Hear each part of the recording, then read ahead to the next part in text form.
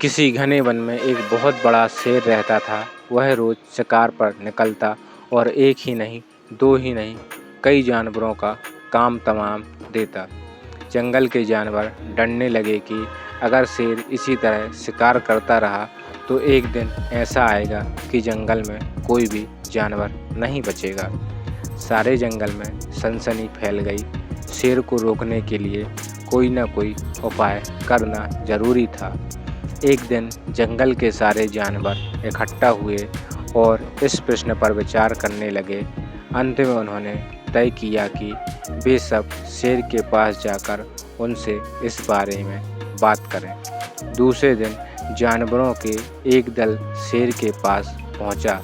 उनके अपनी ओर आते देख शेर घबरा गया और उनसे गरजकर पूछा, क्या बात है, तुम सब यहाँ क्यों आ रहे हो? जानवर दल के नेता ने कहा, महाराज, हम आपके पास निवेदन करने आए हैं। आप राजा हैं और हम आपकी प्रजा। जब आप शिकार करने निकलते हैं तो बहुत जानवर मार डालते हैं। आप सबको खा भी नहीं पाते। इस तरह से हमारी संख्या कम होती जा रही है। अगर ऐसा ही होता रहा तो कुछ ही दिनों में जंगल में आपके सिवा और कोई भी नहीं बचेगा। प्रजा के बिना राजा भी कैसे रह सकता है? यदि हम सभी मर जाएंगे तो आप भी राजा नहीं रहेंगे। हम सब चाहते हैं कि आप सदा हमारे राजा बने रहें। आपसे हमारी विनती है कि आप अपने घर पर ही रहा करें। हर रोज़ स्वयं आपके खाने के लिए एक जानवर भेज दिया करेंगे। इस तरह से राजा और प्रजा दोनों ही चैन से रह सकेंगे। शेर को लगा कि जानवरों की बात में सच्चाई है। उसने पल भर सोचा, फिर बोला, अच्छी बात नहीं है, मैं तुम्हारे सुझाव को मान लेता हूँ, लेकिन याद रखना, अगर किसी भी दिन तुमने मेरे खाने के लिए पूरा भोजन नहीं भेजा तो मैं जितने जानवर चाहूँगा मार डालूँगा। जानवरों के पास तो और कोई चारा नहीं, इसलिए उन्होंने शेर की शर्त मान ली और अपने अपने घर चले गए। उस दिन से हर रोज़ शेर के खाने के लिए एक जानवर भेजा जाने लगा। इसके लिए जंगल में रहने वाले सब जानवरों में से एक एक जानवर बारी बारी से चुना जाता था। कुछ दिन बाद खरगोश की बारी भी आ गई।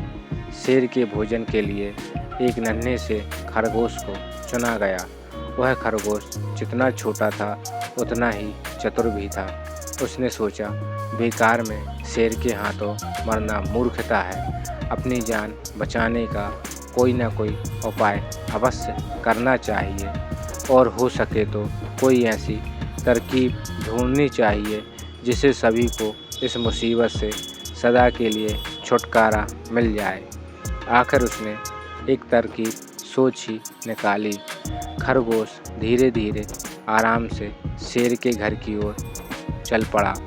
जब वह शेर के पास पहुंचा तो बहुत देर हो चुकी थी। भूख के मारे शेर का बुरा हाल हो रहा था। जब उसने सिर्फ एक छोटे से खरगोश को अपनी ओर आते देखा तो गुस्से में बौखला उठा और गरज कर बोला, किसने तुम्हें भेजा है? एक तो तू पिद्दी जैसे हो, दूसरे इतनी देर से आ रहे हो। जिन बेवकूफ़ ने तुम्हें भेजा है मैं उन सबको ठीक करूँगा। एक एक का काम तमाम न किया तो मेरा नाम भी शेर नहीं।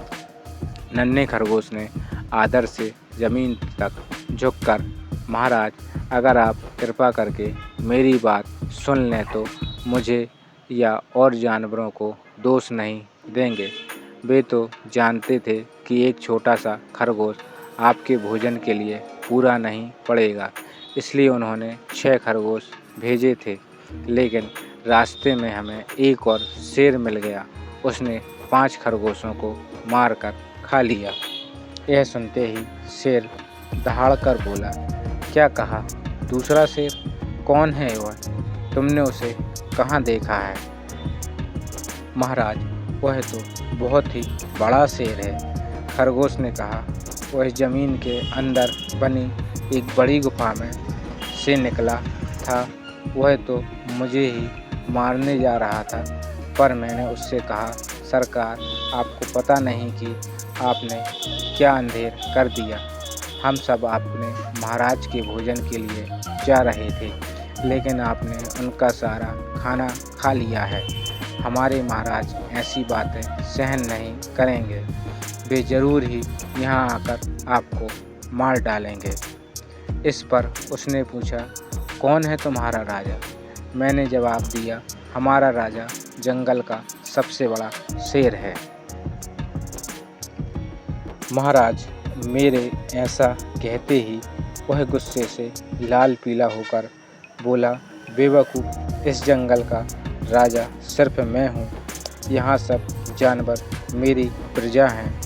मैं उसके साथ जैसा चाहूँ वैसा कर सकता हूँ। जिस मूर्ख को तुम अपना राजा कहते हो, उस चोर को मेरे सामने हाजिर करो। मैं उसे बताऊँगा कि असली राजा कौन है।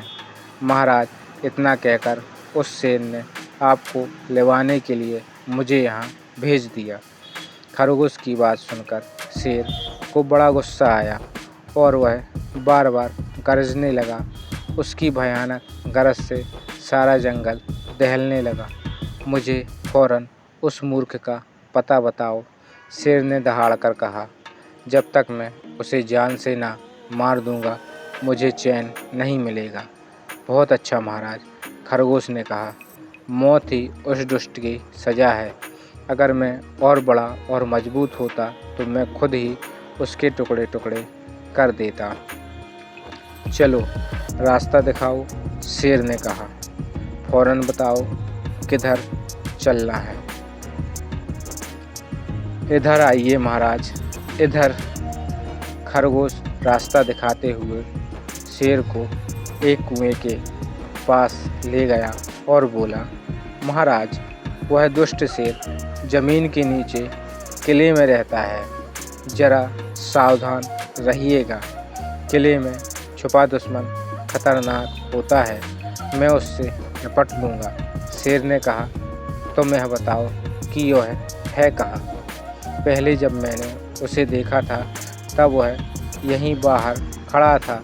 लगता है आपको आता देखकर वह किले में घुस गया। आइए मैं आपको दिखाता हूँ। खरगोश ने कुएं के नज़दीक आकर शेर से अंदर झांकने के लिए कहा। शेर ने कुएं के अंदर झांका तो उसे कुएं के पानी में अपनी परछाई दिखाई दी। परछाई को देखकर शेर जोर से दहाड़ा। कुएं के अंदर से आती हुई अपने ही दहाड़ने की गूंज सुनकर उसने समझा कि दूसरा शेर भी दहाड़ रहा है। दुश्मन को तुरंत मार डालने के इरादे से वह फौरन कुएं में कूद पड़ा। कूदते ही पहले तो वह कुएं की दीवार से टकराया, फिर धड़ाम से पानी में गिरा और डूबकर मर गया। इस तरह चतुराई से शेर से छुट्टी पाकर नन्हा खरगोश घर लौटा। उसने जंगल के जानवरों को शेर के मारे जाने की कहानी सुनाई। दुश्मन के मारे जाने की खबर से सारे जंगल में खुशी फैल गई। जंगल के सभी जानवर खरगोश की जय जयकार करने लगे।